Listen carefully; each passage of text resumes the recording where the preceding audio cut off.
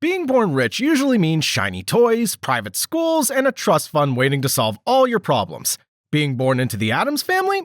Yeah, it's the opposite of winning the lottery. Forget the golden spoon, you're getting a skull-shaped one. And if you stir your cereal, don't be surprised if it screams back at you. Welcome to the Addams household, where childhood dreams go to die. Literally. And today, we're breaking down exactly why it absolutely sucks to be born into this creepy, kooky nightmare of a family. Birthdays are basically funerals. Most kids look forward to their birthdays. Balloons, cake, presents, fun. The Addams version? Pure trauma wrapped in black ribbon. The cake? It's a coffin. The balloons? Jet black, of course. And the surprise guest? Cousin Fester, popping out of a casket screaming boo like a demented jack-in-the-box. Instead of a clown making balloon animals, you get Uncle Knick-Knack trying to summon the dead in your living room. Instead of a bike or a video game, your big gift is a noose with a cute little bow. And here's the real kicker. You better look thrilled about it, because if you don't, Grandma's already whispering a hex under her breath before you've even blown out the candles. So yeah, while other kids wish for toys and ponies, an Addams kid just wishes to survive their own birthday party. You don't get toys, you get torture devices. Most kids grow up surrounded by teddy bears, Hot Wheels, or maybe a Nintendo Switch. Addams family kids? Their toy chest looks like evidence seized from a medieval dungeon. Guillotines, electric chairs, racks, all gift-wrapped under the label fun. Wednesday doesn't ask for dolls. She straps Pugsley into an electric chair, flips the switch, and watches him fry like she's turning on a desk lamp. And the scary part? Pugsley doesn't scream. He just takes it. Like this is his version of Mario Kart. Forget Barbie's dream house. Addams kids get the Dungeon of Doom starter pack. And board games? Monopoly in this house doesn't end with hotels on Boardwalk. It ends with someone literally buried in the backyard. So yeah, playtime isn't about imagination. It's about survival. Your siblings are straight up psychopaths. Having siblings is hard in any family. They steal your clothes, hog the bathroom, maybe tattletale once in a while. But Addams siblings? They take annoying and upgrade it to attempted homicide. Wednesday doesn't say, wanna play? She says, do you wanna die slowly or quickly? Bonding time is burying Pugsley alive. Movie nights testing medieval torture racks. Now imagine explaining that to a teacher. Yeah, my sister buried me in the backyard this weekend, but it's cool, that's just how we hang out. And here's the worst part. The parents clap for it. Morticia and Gomez don't stop it. They encourage it. Bravo, darling, such passion. Like your child wasn't just 5 seconds away from becoming fertilizer. So while other kids worry about sibling rivalries, Addams kids worry about sibling assassinations. Your parents are too much. Now, don't get me wrong, Gomez and Morticia are #couple goals. They're madly in love, totally supportive, and rich enough to own a mansion filled with death traps. But imagine them as your parents. Your dad can't go 10 minutes without sword fighting the mailman, and somehow he always wins. Your mom doesn't walk into your room. She floats in, like a gothic goddess on a fog machine. And advice? Forget it. You don't get advice, you get poetry. Mom, I failed my math test. Morticia, failure, darling, is but the first embrace of the grave. Cool, that really helps me with fractions. Thanks. Every dinner table conversation turns into a Shakespearean love letter. Every parent-teacher meeting ends with Gomez challenging the principal to a duel. It's less family guidance and more live-action gothic opera. So yeah, they're loving, passionate, and loyal, but as parents, they're exhausting. The house is actually alive. Growing up in a haunted house sounds cool, until the walls groan, the paintings judge you, and every door has teeth. That's right, your sock disappears, and it's probably hiding under the bed, held by a disembodied hand. The hallway behind you might be hiding a corpse. The portrait on the wall? Definitely staring. Sleep tight. Pets are basically monsters. Normal families have dogs, cats, maybe a goldfish that dies after a week. The Addams family? They casually keep a lion. His name's Kitty, and he just roams the house. Imagine inviting a friend over. Oh, don't worry about the giant predator in the living room. He only eats people on weekdays. And Kitty's just the warm-up act. There are vultures circling the roof, a squid chilling in the basement, and Cousin It, who's technically family, but let's be honest, feels way more like an exotic pet. Pet chores here aren't scoop the litter box or walk the dog. Nope, it's feed the beast a bucket of bones and pray the dragon doesn't get loose. Family dinner is a horror show.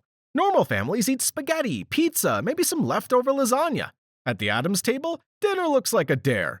One night it's a live octopus, the next it's a bucket of eels still wriggling. And if you're lucky, you only get served roasted something. Maybe a hand, maybe not. Hard to tell. The wild part? They love it. Gomez slurps eyeball soup like it's a 5-star delicacy, and Morticia's plating spinal cords like it's fine dining. Try bringing a friend over. Hey mom, can we just order pizza? Not happening. Tonight it's brains. Tomorrow it's more brains. And the day after that, surprise, still brains. School is even worse when you're in Addams. Every kid dreads school. Homework sucks. Gym class sucks. Cafeteria food is basically punishment. But for an Addams kid, school is full-on war. Wednesday doesn't just clap back at bullies, she feeds them to piranhas. Detention isn't write an essay, it's congratulations, you're doing hard time. And teachers? Completely helpless. What's the handbook say for a kid who already lives in a haunted mansion, casually plays with guillotines, and might hex you if you give her a B? PTA meetings? Morticia sweeps in with a crystal ball and announces the principal's slow, painful demise. Then thanks him for his service. School plays and talent shows are a disaster. School plays are supposed to be wholesome. Nursery rhymes, awkward piano recitals, maybe a kid juggling 3 tennis balls. Now imagine Wednesday Addams on stage. Instead of Mary Had a Little Lamb, she's staging a Shakespearean massacre, complete with gallons of fake blood spraying the first 3 rows. Parents are horrified. The Addamses? Cheering like it's Broadway. Talent show? Pugsley walks in with explosives. Science fair? Wednesday rolls out a working guillotine. There's no safe category for them. You're either expelled or someone's calling Homeland Security. Vacations are even worse than staying home. Most kids count down the days until family vacations. Disney World, the beach, a nice road trip to grandma's. The Addams family's idea of a getaway? Graveyard picnics. Séances in Transylvania, and road trips where half your cousins are packed into coffins. When the Addams kids finally do go somewhere normal, like summer camp, they almost burn it to the ground. Forget arts and crafts. Wednesday organizes a full-scale rebellion and psychologically scars every kid within a 5-mile radius. Imagine being the camp counselor filling out the accident report. Cause of fire? An 8-year-old with braids. And beach vacations? Don't even bother. While everyone else builds sandcastles, the Addamses set up camp in the cemetery next to the sand. Black umbrellas, black towels. Family fun in their world is holding a seance while everyone else is making s'mores. Holidays are hell. Christmas? Forget it. Most families decorate a tree. The Addams family decorates a headstone. Caroling? Morticia sings in Latin while bats pour out of the chimney. Thanksgiving? Wednesday literally stages a rebellion at camp and sets fire to half the pilgrims. 4th of July? They probably celebrate with live cannon fire and a few accidental explosions in the yard. Every holiday turns into a horror movie, which sounds hilarious until you realize you're the kid who has to explain to your teacher why Easter Sunday ended with a demon summoning gone wrong. You can never escape the family business. Some families pass down a bakery, others hand you a farm, or maybe a nice little family-owned store. The Addams family? They hand you generational chaos. Congratulations, kid, you just inherited a mansion full of haunted relics, homicidal cousins, and a vault that creaks louder than Grandpa's coffin. This isn't, here's the key to the bakery, make sure the croissants rise. This is, here's the cursed vault. Inside you'll find gold, jewels, and 3 skeletons who refuse to stay dead. Don't touch anything unless you want a poltergeist roommate.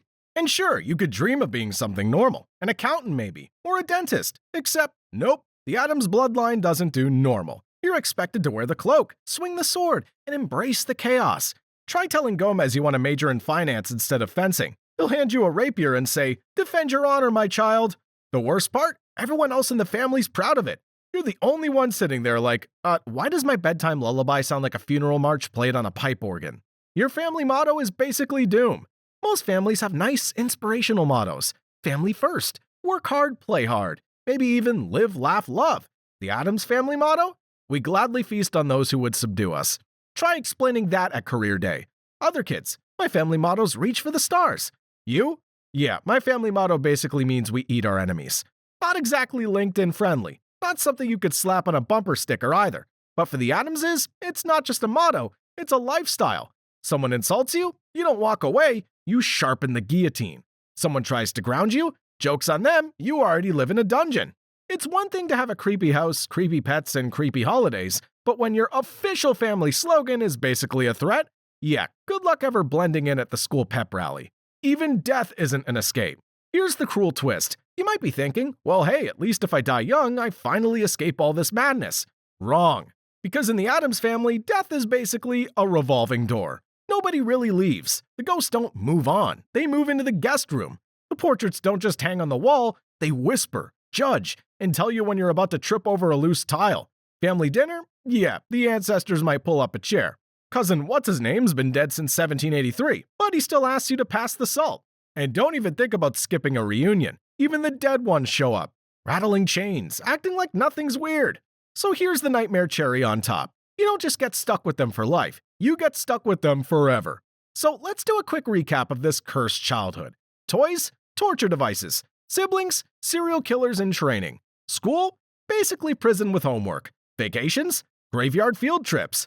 Holidays? Straight up horror movies. And even death? Yeah, no escape. Being born into the Addams family isn't some spooky privilege. It's a life sentence with no parole. Sure, it's creepy. Sure, it's kooky, but it's also exhausting. So next time you complain that your family's weird because your uncle wears socks with sandals, just be thankful you weren't born in Addams. If you survived this video without being buried alive, go ahead and snap that like button. Subscribe for more dark little stories, and drop a comment telling me, would you survive one day in the Addams house, or would you end up as Wednesday's next science experiment?